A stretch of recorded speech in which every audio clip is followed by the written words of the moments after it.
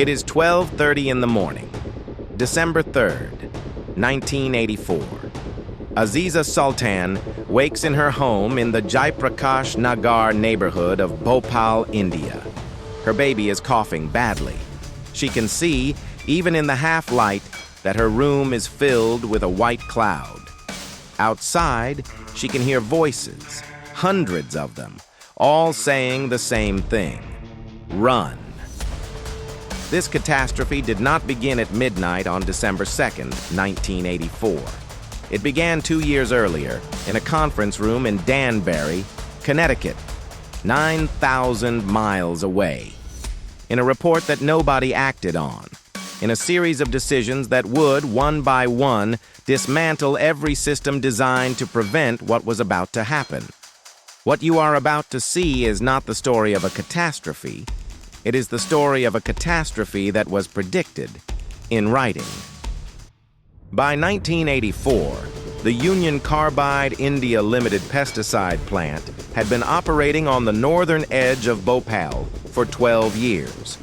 The facility had been built in 1969 to manufacture 7, one of the world's most widely used pesticides. In a country of 730 million people, most of them dependent on agriculture, 7 was essential. The plant employed more than 10,000 workers at its peak.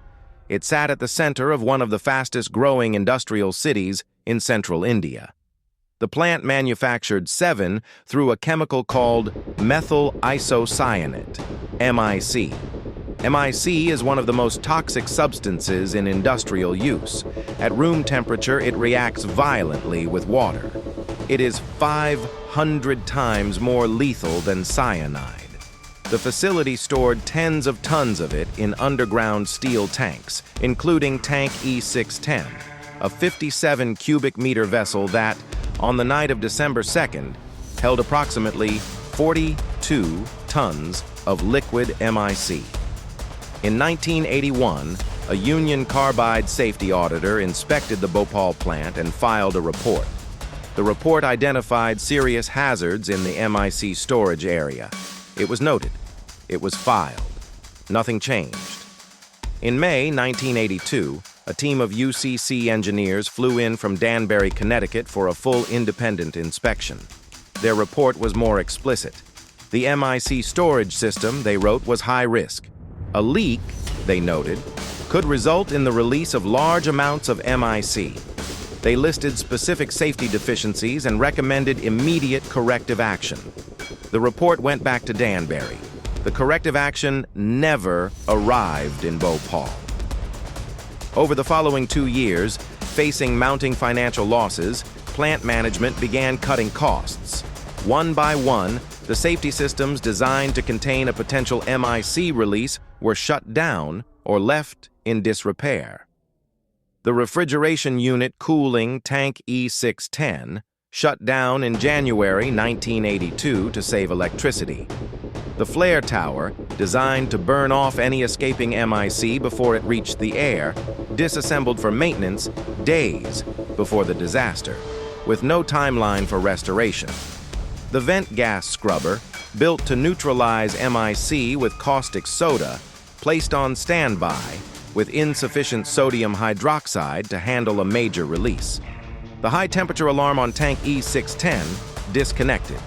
The steam boiler designed to sanitize the MIC pipes offline. And the maintenance supervisor position responsible for confirming that all pipe isolation closures were in place before water washing operations. Eliminated in a cost-cutting restructuring in October 1984. 6 weeks before, 6 fail-safes, all simultaneously inoperable. We'll come back to that. At approximately 9:30 p.m. on December 2nd, 1984, the evening shift begins routine pipe maintenance in the MIC storage area. Workers are flushing sections of pipeline with pressurized water, standard procedure. A slip blind, a metal isolation disc designed to seal Tank E610 from the water supply during cleaning, has not been reinstalled. The supervisor whose job it was to confirm this position does not exist anymore. That role was eliminated 6 weeks earlier. At approximately 10:45 p.m., water enters tank E610. Inside the tank, the exothermic reaction begins quietly. Water and methyl isocyanate combine. Heat builds. Carbon dioxide accumulates. The tank pressure, which should hold steady at 14 kilopascals, begins to climb. At approximately 11 p.m., operators in the control room observe tank E610 reading at 70 kilopascals. That is 5 times normal operating pressure. The reading is reported to the shift supervisor. He reviews it. He concludes it is most likely an instrument fault. No physical inspection of the tank is ordered. At approximately 11:30 p.m., workers on the ground near the MIC storage area begin experiencing burning in their eyes and throats. They report a faint, sharp chemical odor. Their supervisor investigates. The source is not immediately confirmed. At 11:45 p.m., the leak is confirmed. The tank is venting. The plant safety officer is notified. The plant's public address siren sounds. It is switched off minutes later. The decision made to avoid triggering panic in the surrounding neighborhoods. Bhopal police are not notified. By midnight, tank E610's internal temperature has exceeded its design limit of 25 degrees Celsius. The temperature sensor goes off scale. Pressure continues to mount. The chemical reaction inside the tank is beyond control. At 12:40 a.m. on December 3rd, the pressure relief valve on tank E610 lifts. In the 75 minutes that follow, approximately 42 tons of methyl isocyanate, along with hydrogen cyanide and other toxic byproducts of the reaction, vent directly into the open air above Bhopal. The gas cloud is heavier than air. It does not rise and disperse. It settles. It flows downhill, south, toward the densest residential neighborhoods in the city. 500,000 people are asleep in its path. At 12:50 a.m., the plant siren sounds again. It is switched off again. At 1 a.m., Bhopal police are finally contacted. By 1:30 a.m., every hospital in the city is overwhelmed. Aziza Sultan, the woman who woke at 12:30 a.m. to her baby coughing, survived. She wrapped cloth around her children's faces, gathered them, and ran. She lost the sight in one eye. Many of her neighbors did not reach the street. The immediate government death count, the figure certified before dawn on December 4th, was 2,259 people. By the time the Indian courts processed all documented cases in 1991, that figure had been certified at 3,787 to 3,928. But the Indian Council of Medical Research estimates the gas claimed the lives of at least 8,000 people in the first 2 weeks alone. Independent researchers, Amnesty International, and survivor organizations place the total, counting those who perished in the years and decades that followed from gas-related cancers, organ failure, and chronic respiratory conditions, at between 15,000 and 25,000. The gas did not act quickly. Methyl isocyanate destroys lung tissue on contact. Victims perished from pulmonary edema, lungs filling with fluid, in the lanes outside their homes, in hospital corridors, in the fields where they had run in the dark. At least 558,125 people were exposed to the cloud. Of those, approximately 120,000 to 150,000 continue to experience chronic health conditions today. Blindness, neurological damage, immune dysfunction, cancers occurring at rates 5 to 7 times higher than the surrounding region. Shampa Devi Shukla, who survived in Jaiprakash Nagar, described what she found outside her door. It felt like somebody had filled our bodies up with red chilies. Our eyes were burning. We had tears pouring down our faces, and everyone was vomiting. On December 7th, 1984, 5 days after the catastrophe, Warren Anderson, chairman and chief executive officer of Union Carbide Corporation, flew to Bhopal. He was arrested at the airport by Madhya Pradesh police on charges of culpable homicide. He was released on bail within hours, under what human rights groups would later describe as pressure from the United States Embassy. He was placed on a government aircraft. He returned to the United States. He never came back to India. He never stood trial. In 1992, an Indian court declared Warren Anderson a fugitive. In 2014, Warren Anderson perished in a care home in Florida at the age of 92. No trial, no conviction, no extradition. In 1989, 5 years after the catastrophe, the Indian government settled the entire case, the deaths and chronic injuries of more than 500,000 people, for $470 million. Individual families received on average between $300 and $500 for each life lost. Survivor organizations were not consulted. In June 2010, 26 years later, 7 former Union Carbide India Limited executives were convicted of causing death by negligence.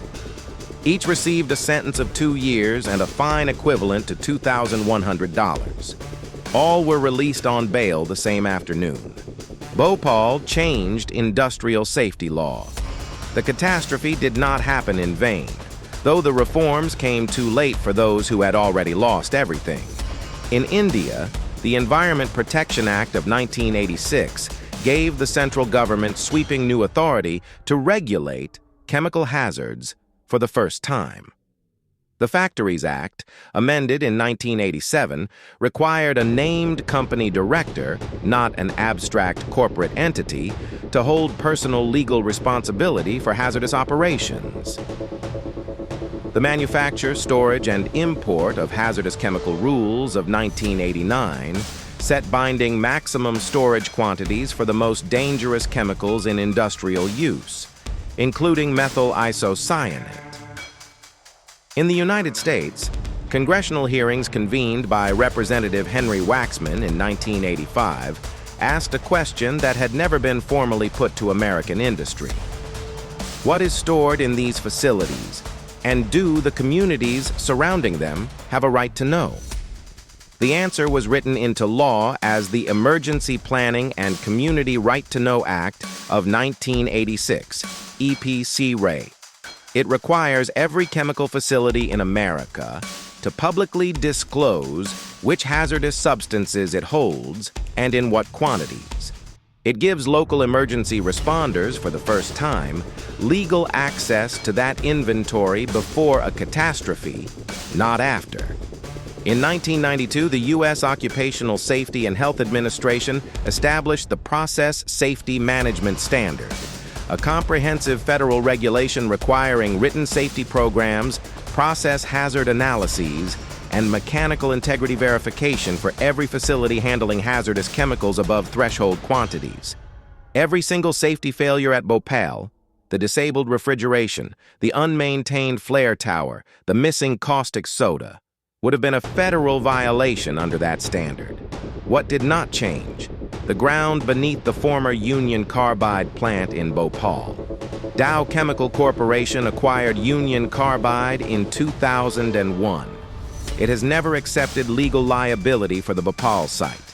Indian government tests conducted in 2004 confirmed the presence of mercury, chromium, and organochlorine compounds in the surrounding groundwater at levels far exceeding safe limits. Families living in the neighborhoods that the gas cloud passed through in 1984 continue to draw from contaminated wells today. Rashida B., who lost 5 family members to gas-related cancers in the years that followed, said, "Those who survived are the unlucky ones. The lucky ones are those who perished." Aziza Sultan, who woke at 12:30 in the morning to her baby coughing in a room filled with white cloud, survived. She lost the sight in one eye. She still lives in Bhopal. The report that predicted all of this is still in the archives. It has been there since 1982. The catastrophe is not over. Every week we uncover the industrial catastrophes that shape the world we live in, the disasters that are absent from history books, that rewrote the laws governing every factory, refinery, and chemical plant on the planet, and that the companies responsible would prefer you had forgotten. If you want to understand how 167 lives lost on Piper Alpha, an offshore oil platform in the North Sea in 1988, transformed the entire global energy industry in a single night, that story is linked below. Subscribe. We'll be here.